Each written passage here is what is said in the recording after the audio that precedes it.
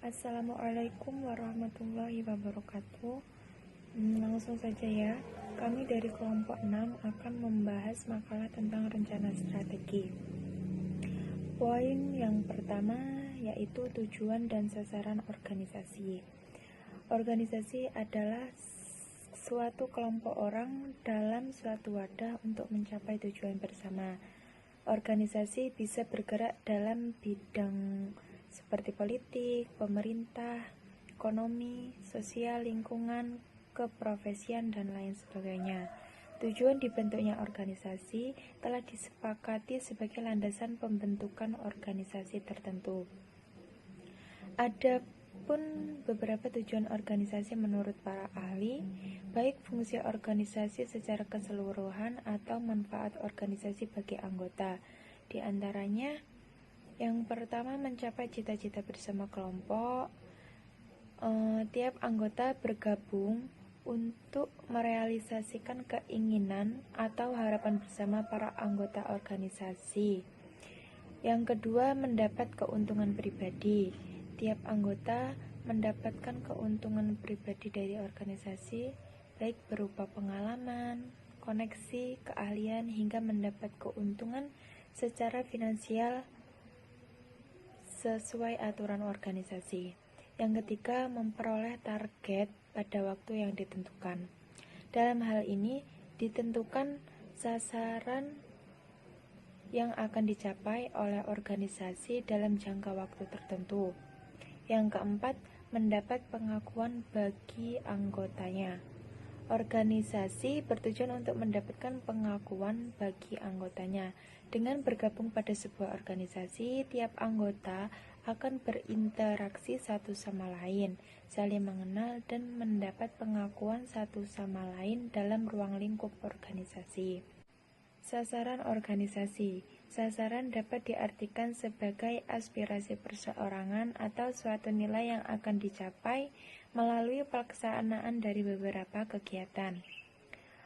Di dalam organisasi dikenal sasaran organisasi atau sasaran primer dan sasaran sekunder.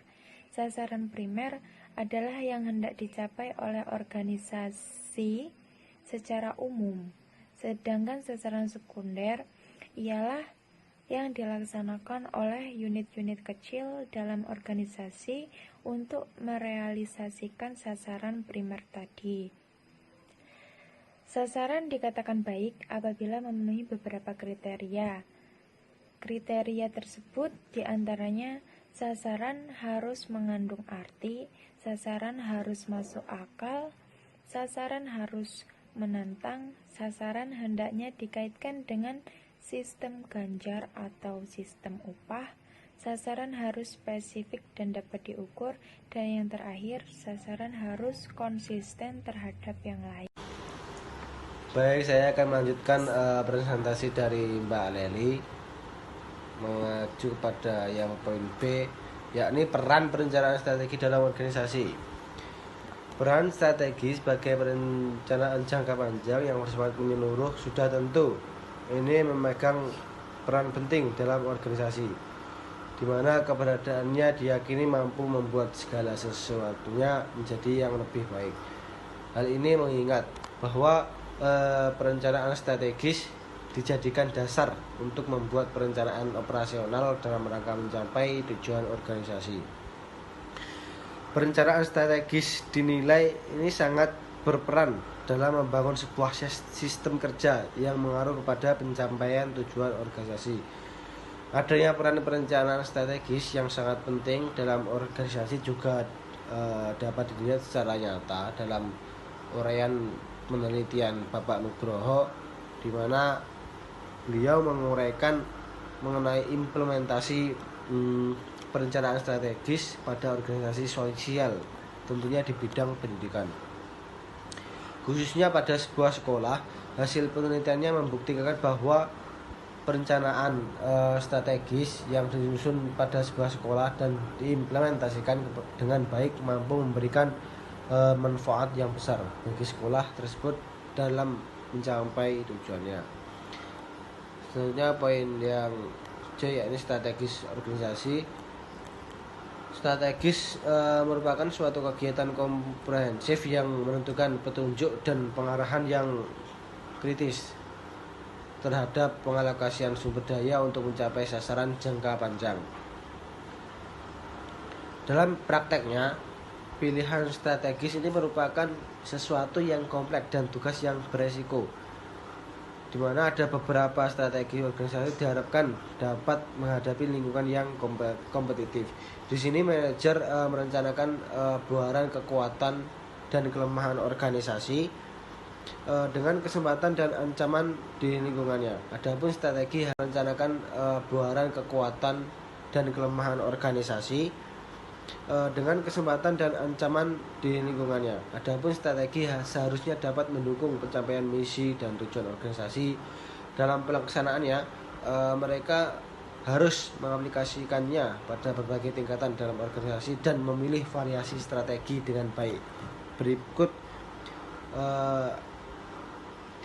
tingkatan strategi yang dapat ditemukan dalam organisasi. Yang pertama yakni strategi korporasi, strategi unit bisnis, dan strategi tingkat fungsional.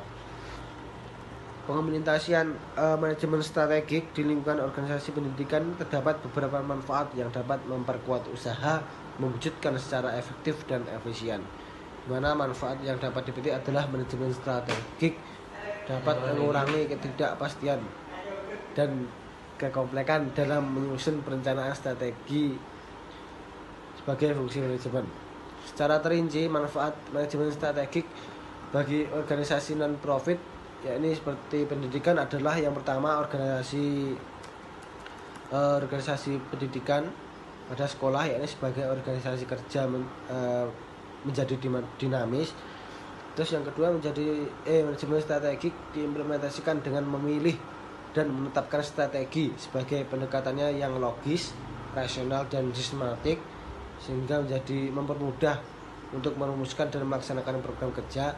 Dan yang terakhir yakni manajemen strategi sebagai paradigma baru di lingkungan organisasi pendidikan yang dapat mendorong perilaku proaktif semua pihak untuk ikut serta sesuai posisi, wewenang, dan tanggung jawabnya masing-masing di bidangnya untuk tentunya untuk memperkuat keunggulan organisasi. Mungkin sekian video materi makalah dari kelompok kami.